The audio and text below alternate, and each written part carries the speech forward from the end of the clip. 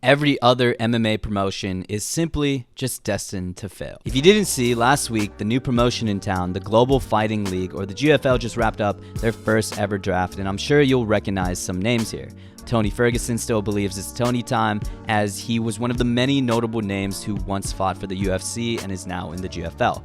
You also have Yoel Romero at 47 years of age still out here signing contracts to every promotion in existence at this point. And trust me, Yoel isn't the only old head here, as Fabricio Verdum, Junior Dos Santos, Uriah Faber, Ovin St. Preux are all well into their 40s and are ready to fight in the GFL. And I'll just run through some other notable names and former UFC fighters. You also have Tyron Woodley, who was actually the first pick in the draft, Sage Northcutt, a name I haven't heard in a very long time, Kevin Lee, Chris Weidman, Douglas Lima, Anthony Pettis, Alexander Gustafsson, my former coach, Ziviad Lazishvili, shout out Zico, Dylan Dennis, Holly Holm, Luke Rockhold, and many, many more names. So there's surprisingly a stacked roster and a lot of recognizable names from the UFC. Granted, the average age is like 38. So the next question is, what's the deal with the GFL? What makes it different from the UFC? So another organization, the PFL, had a tournament/playoff style, and the GFL is kind of doing the same thing with a new twist. The GFL is going to try to operate with a team-based approach. So you remember how I said these fighters were drafted and not necessarily that they were signed? So like a traditional American sport, these fighters were actually in a draft and picked amongst 6 different teams in 6 different big cities: New York, Los Angeles, Miami, Dubai, London, and Sao Paulo. The regular season will start sometime in April of this year, and they're going to try to score points to get into the playoffs/semifinals, which will then lead to the finals to decide the GFL champions.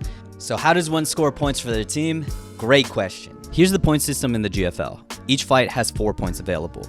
4 points for a finish win, 3 points for a decision win, 2 points for a draw, 1 point for a decision loss, 0 points for a finish loss, which is cool, I guess. You get more points for a finish, which in theory should incentivize more finishes and lead to more highlights. Another point the GFL is marketing heavy is that they're athlete-centric. One of the biggest criticisms towards the UFC is that they're not paying their fighters enough and literally do not give them health insurance, as they're independent contractors and not employees of the UFC. The GFL is changing that and making it a big point in their marketing, as athletes in the GFL get 50-50 revenue share, insurance coverage, retirement benefits, comprehensive support, which includes a lot of things, global exposure, which should build their careers. I like that for my boy. And overall, it seems like they're trying really to be athlete-centric with these benefits. Of course, that sounds pretty good. I like that for the fighters. And who doesn't like that for the fighters? Okay, this is where the video takes kind of a negative turn. As much as I want another fighting promotion to succeed, as I love all forms of fighting, and like in many cases, competition promotes innovation, and a competitive promotion can push the UFC to change in a positive manner, I just don't think the GFL can compete or make that sizable impact. Like the GFL, the PFL tried promoting in the same fashion. Tournament style and new format to MMA, check.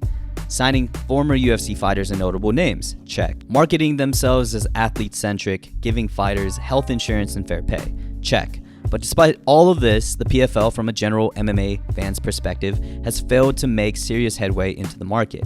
Despite their biggest star in signing, Francis Ngannou, fighting and returning to MMA after a year-long stint at boxing, his first fight in the PFL against Renan Ferreira was a major flop in every sense of the word, as it only did 10K pay-per-view buys, which only amounted to a measly 500,000. And to add more insult to injury, for the PFL, they still had to pay Francis's guaranteed $8 million, and they still have to shell out $12 million for his next fight.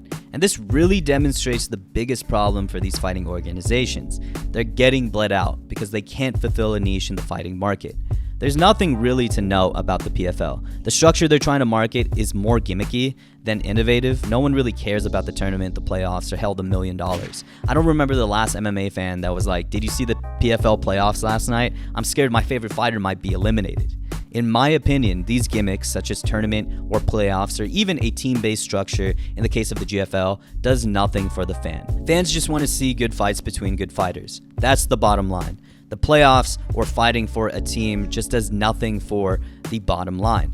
Fighting is such an individual-centric sport, and I don't know how the GFL is going to incentivize this team-based structure enough to have fans invested and have them cheering for a team rather than individual fighters. Like, I just want to see my boy Zico get wins, or I just want to see Tony get wins. and I could give a fuck about if New York scores 3 points in the playoffs. I can kind of understand why they're doing these gimmicks. It's just because they want to stand out from the UFC. But again, I don't think these gimmicks are going to draw in fans. What really draws in fans to MMA specifically is the best MMA talent competing against the best MMA talent. And unfortunately, the UFC literally holds all of it. So egregious, in fact, that they were sued for having a monopoly on the MMA market and had to settle with the fighters involved. And sure, the fans care about the fighters being paid, and the PFL and the GFL are trying to market themselves as organizations that pay their fighters the big bucks to capture fans in that manner. But when they're guaranteeing fighters millions to only produce $500,000 in just revenue, that's not profit, mind you. This just leads to companies literally bleeding themselves out and not being sustainable.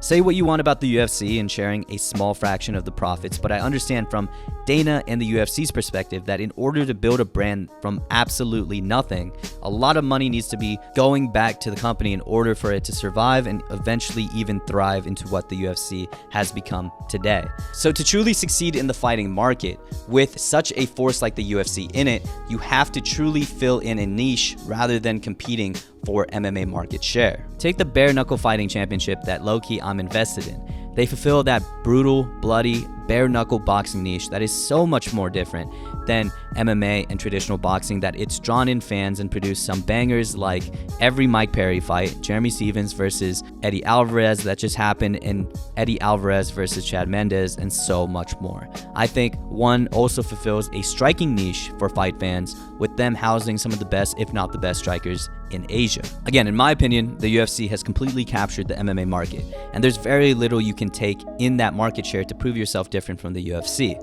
Bellator tried for a really long time and ultimately failed and got bought out by the PFL.